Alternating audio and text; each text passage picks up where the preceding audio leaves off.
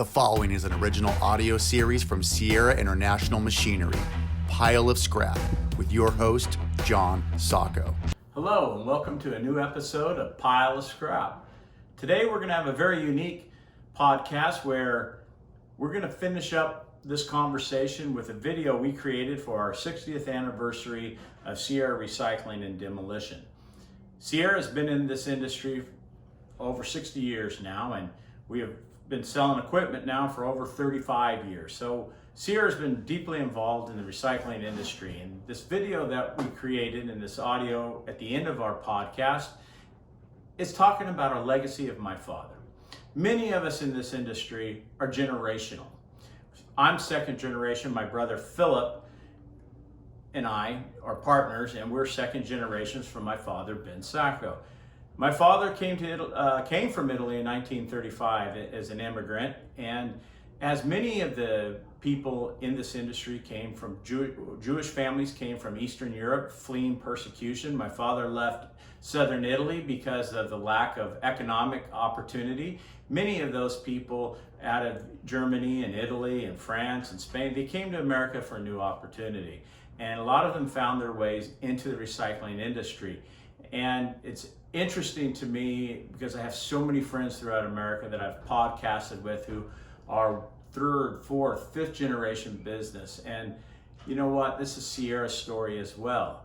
And this podcast is unique because we want to celebrate the legacy of my father, because without that, my brother Philip and I would have no background, no backbone to move forward on, because my father gave us everything we knew, or know, shall I say, and we've grown it from then. It's now 11 years since my father passed away, and he worked every day until he got too sick and he passed. But my father's legacy is still strong. We talk about him every day here in the office, and he had a lot of Italian sayings that we always share back and forth within the office. What would my father say? What would Dad say? What would Walio? That was his nickname, Walio. It's an Italian nickname.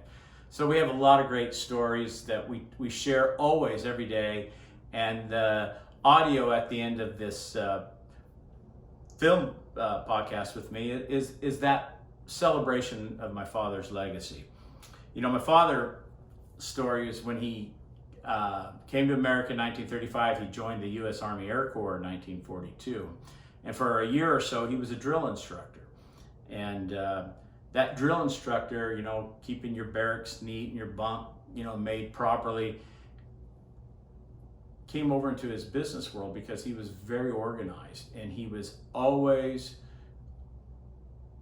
keeping his yard clean. The first piece of equipment I operated was a broom, and that's because my father always cleanliness. And as a kid, I tell this story. I love this story because I told my son this and he didn't believe it, but he gets a kick out of the story. As a kid, I was about 6 years old. My dad, he was doing the room inspections at our house, and so we all went to our rooms to clean up. So I made my bed as nice as I could and had some toys and junk around on the floor. So I picked it all up, put it in the closet, closed the closet door, and I went, I got this. So my dad came in, he looked around, then he opened up the closet door and let out a roar. What do you mean your room is clean? Get in here and clean this up.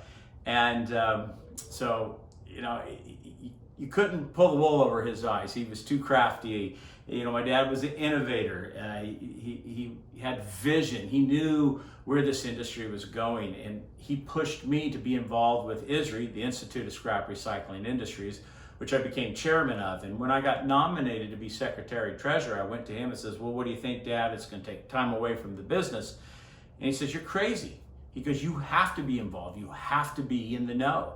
And being involved with ISRI, you will know about the environmental issues and the safety issues coming up. And he was 100% correct. And those are the things, the blessings I've had as a son, to have him be my mentor, and not only a father, but a mentor in business. And that's how we grew Sierra, my brother and I, over the years, is his mentorship. And I think this is a unique podcast in that respect. I look forward to the coming months when things open up in this country do more travel, I really enjoy the podcast with having live guests and filming, because I think that brings out the best in the podcast of Pile of Scrap. I really enjoy doing this, and I want to thank everybody who sends me notes, and from text messages to emails and to phone calls, telling me that they love a particular episode, or thank you for doing this. And it does encourage me to keep going, because I really do enjoy doing this. This is a lot of fun for me. Maybe I should have been somewhere else and not in the scrap business, but this is where I'm at. But we're blessed to have a great business, and recycling is an essential industry. And during this COVID shutdown, we've been blessed to be open and to continue to work to provide raw materials for critical manufacturing in this country, and to making paper products for packaging, and supplying copper and aluminum and steel for the making of products, for medical products, defense products. Our industry is a very powerful industry. It's kind of the quiet, if you will, industry, but it's without us, things don't get made in this country. Things don't get made in this world without the recycling industry, and that's just bottom line. And so it's a great industry. I look forward to the summer, getting out there, and hopefully we find a cure for COVID-19 real soon, because I really miss the travel.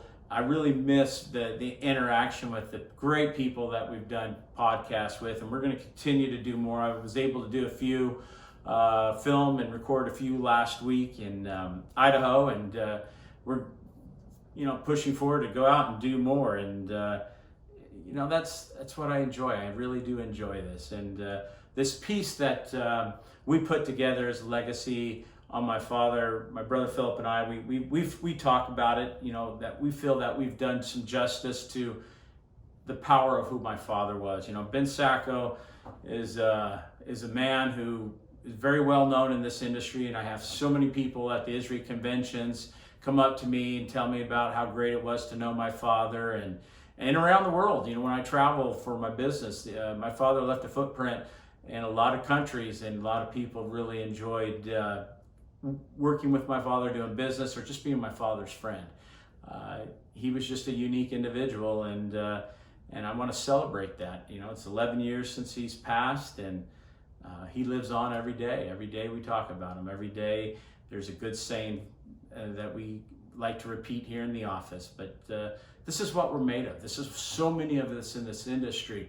We're made of people who came before us, and that's a fantastic, the fantastic opportunities that we have, and the learnings that we've been able to have. So I'm blessed. I'm blessed to be able to sit here and have this podcast. My family is blessed, and so many of us in this industry are blessed to have had fathers and grandfathers and great-grandfathers and great-great-great-grandfathers ahead of them who helped pave the way for where we are today. So enjoy this episode.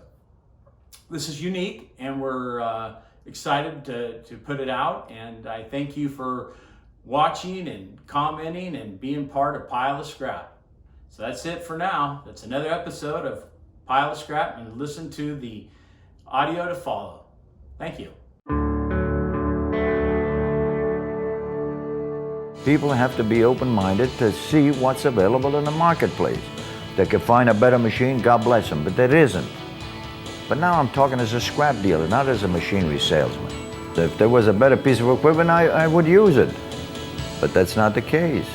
We give them all the assistance in the world. It's just like a big family, really, and we service our people, and we don't overcharge them. So the legacy is 60 years of Sierra Recycling and Demolition.